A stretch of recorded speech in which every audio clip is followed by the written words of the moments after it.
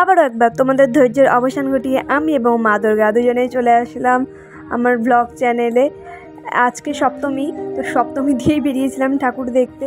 এবার পুজোটা যেন ঠিক একটা গোলমেলে টাইপসের, কিন্তু তবু মা দুর্গা যখন এসেছে কিছু তো ভরিয়ে দিয়েই যাবে, সেই অপেক্ষাতেই আমরা সকলে আছি।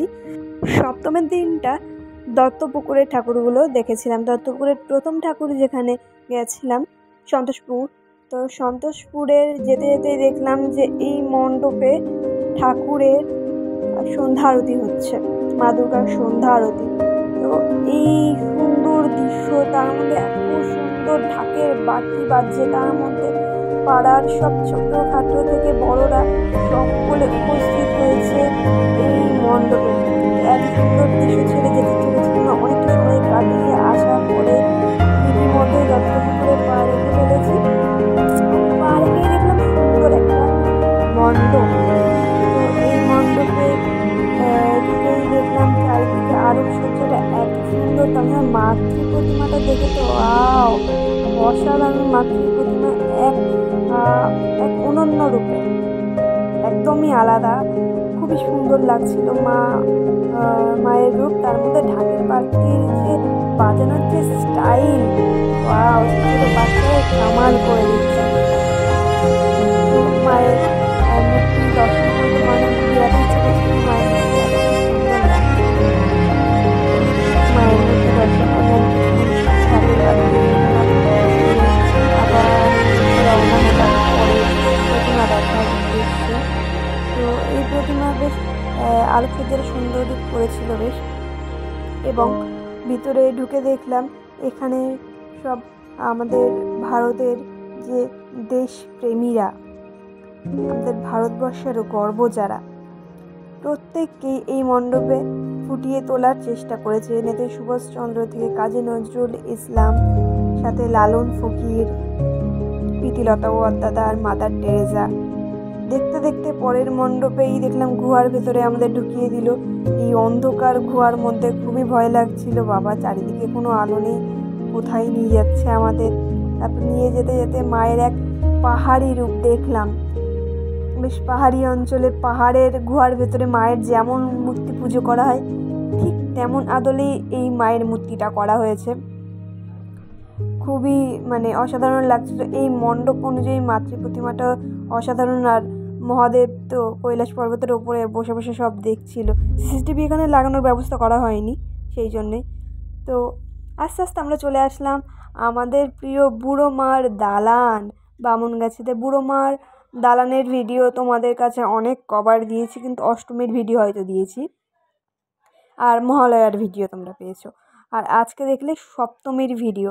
সপ্তমীর দিন থেকেই বুড়ো মার অষ্টমীর কালকের যে জোগাড় জান্তি সব শুরু হয়ে গেছে, বাটা দেওয়া থেকে শুরু করে বলি দেওয়ার জায়গা, এবং প্রত্যেকের যে ভিড় এখনই। তো বুড়ো মার দালান থেকে বেরিয়ে চলে আসলাম পুরুষ বলতে এই মণ্ডপটা করেছিল পুরুষদের উদ্দেশ্যে। দেখো এতগুলো ফর্দ, এত ফর্দ, এই ফর্দ দেখে আবার তোমরা মাথা ঘুরিয়ে পড়ে যেও না, কারণ এটা তোমাদের নিশ্চয়ই অভ্যাসে দাঁড়িয়ে গেছে। তো এই বাচ্চাটা তো বলছিল হাত পেতে কি চাইছে, আমি বললাম হয়তো ফর্দ চাইছে।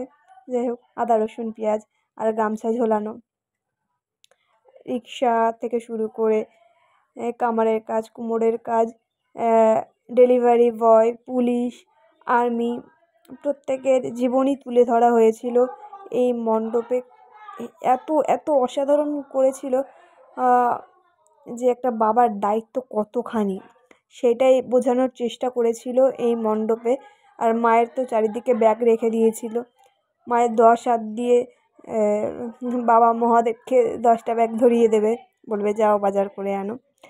তো যাই হোক, বাবা মহাদেব বাজার করুক, আমরা চলে আসি বামুনগাছিতে।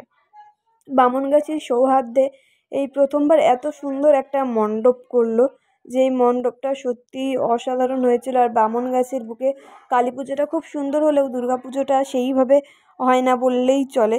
নর্মাল মণ্ডপ করে জাস্ট পুজো হয়, কিন্তু সৌহার্দ্যতে এবারে অসাধারণ একটা থিম করেছিল।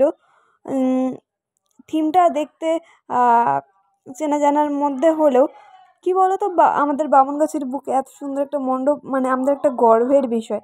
আর মাতৃ প্রতিমাটাও অসাধারণ। আর আমার এই বড় মাতৃ প্রতিমাটা তো সুন্দর লেগেছে, তার চেয়ে বড় সুন্দর লেগেছে এই ছোট্ট মাতৃ প্রতিমাটা।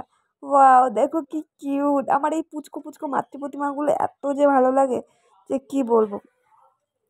তো আমাদের বামুনগাছিতে এত সুন্দর একটা মণ্ডপ হয়েছে, সময় না কাটিয়ে আসা যায়।